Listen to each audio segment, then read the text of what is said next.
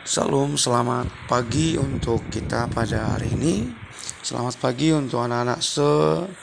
Pagi hari ini kita kembali melanjutkan materi pembelajaran kita untuk agama Kristen.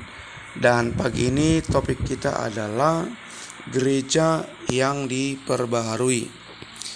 Nah, adapun yang menjadi kompetensi dasar dari materi yang kita pelajari pada hari ini adalah menganalisis karya Allah melalui perubahan-perubahan baru yang dihadirkan gereja di tengah-tengah dunia.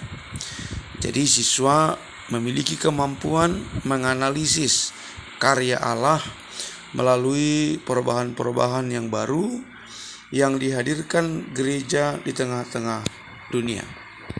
Selanjutnya, yang menjadi indikator setelah kita mempelajari materi ini adalah siswa mampu menjelaskan atau memberikan contoh manusia mengubah hidup dan perilakunya. Jadi manusia itu menunjukkan sebuah perubahan sikap, perubahan perilaku di dalam kehidupannya. Selanjutnya adalah siswa itu memiliki kemampuan menjelaskan gereja yang berubah. Seperti apa kira-kira gereja yang mengalami perubahan? Nah, kemampuan seperti ini akan dimiliki oleh siswa manakala ia telah mempelajari materi ini. Nah, anak-anak sekalian, kita mengingat kembali terkait dengan sejarah gereja, yaitu reformasi gereja.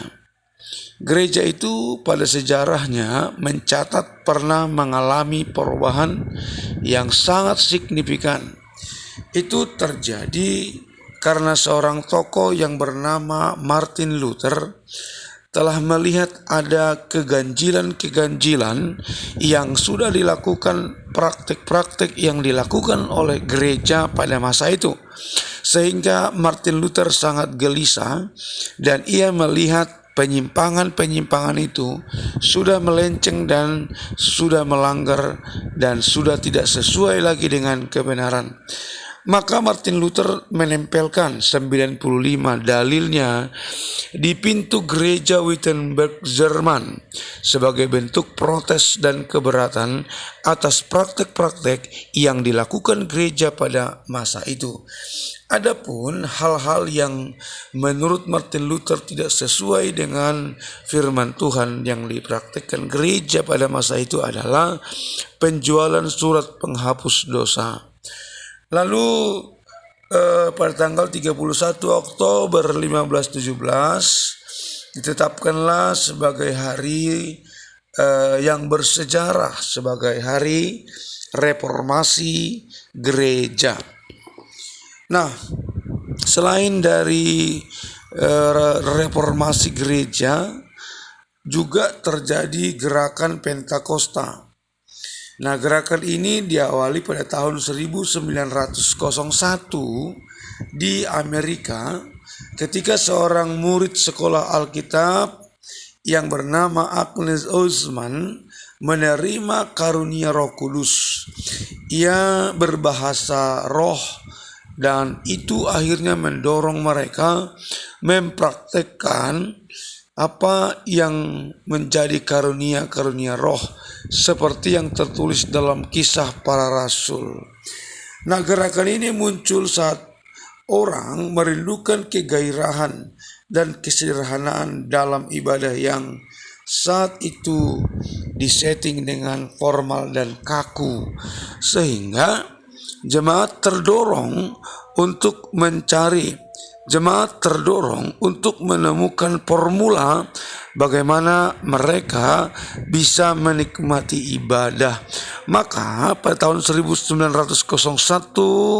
Agnes Osman menemukan atau merasakan kembali lawatan Roh Allah yang dikerjakan oleh Roh Kudus. Pentingnya pendidikan teologi. Di kalangan Pentakosta beredar konsep bahwa melayani Tuhan tidak perlu sekolah, cukup tuntunan Roh Kudus. Sehingga tuntutan pelayanan membutuhkan ya untuk pendeta dan hamba-hamba Tuhan itu harus sekolah dan mengecap pendidikan teologi. Maka sangat-sangat penting seorang hamba Tuhan itu mengecap pendidikan formal terkait dengan disiplin ilmu yang dibidangi, yaitu bidang teologi. Nah, kita atau pendeta Pentakosta juga berubah.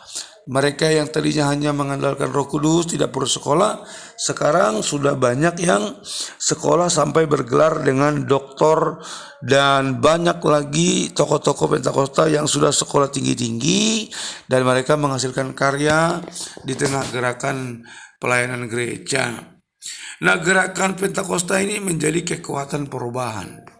Nah, gereja yang terus memperbaharui diri itu adalah gereja yang terus mengupgrade diri, gereja yang diperbaharui setiap saat, gereja yang selalu melibatkan Roh Kudus, dan gereja yang dinamis karena berubah itu adalah hukum alam. Gereja yang tidak mau berubah dan tidak mau merestorasi diri, maka pada akhirnya akan ditinggalkan oleh para pengikutnya. Sehingga gereja yang tidak mau berubah akan digilas zaman. Yang menjadi kesimpulan buat materi ini pada hari ini adalah gereja harus memperbaharui dirinya, menata pelayanannya di gereja lokal, dan seturut dengan tuntunan Tuhan dan juga perkembangan zaman. Gereja sejatinya adalah kumpulan orang percaya yang sudah fokus untuk mengabdikan dirinya untuk kemuliaan nama Tuhan. Ini saja yang menjadi penjelasan saya pada pagi hari ini, anak-anakku. Silakan kalian simak dan pahami, dengar. Materi catatan sudah saya siapkan, sudah share. Kerjakan latihan satu soal, dibuat di buku latihan, lalu dikirim kepada share setelah selesai. Terima kasih buat atensi hari ini. Tuhan memberkati, dan saya mengucapkan selamat belajar dan salam. Tuhan berkati.